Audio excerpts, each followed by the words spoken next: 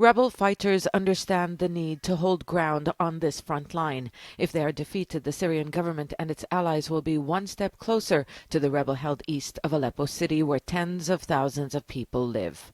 After losing much territory in this northern province, the opposition is trying to prevent its stronghold inside Syria's second-largest city from being besieged.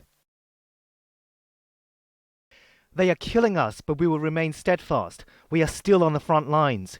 We will liberate every inch of territory they captured. We won't surrender. We are here. Within a week, the bombardment is supposed to stop, but the Russian-US agreement reached in Munich for hostilities to cease is being received with skepticism on the ground. I don't think the international community represented by the US and Russia is serious about a ceasefire for now. They are postponing the peace talks to give the regime more time to take more ground.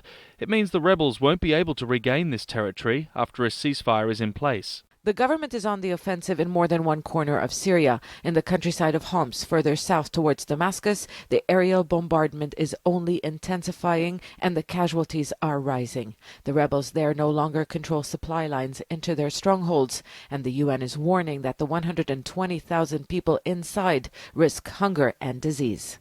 Members of the opposition inside and outside Syria have told us that they have little faith in the Syrian government and its backer, Russia. They say that the Munich deal will only give them time to make further gains on the ground, further weaken the opposition, and force the armed groups to surrender.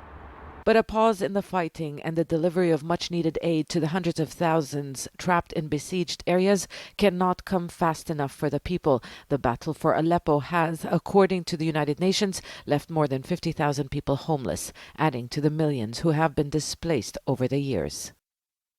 What have the people done to deserve this? They are not sparing anyone, not the children, not the women, not the elderly. It has been 5 years and we continue to suffer from their oppression. This is enough.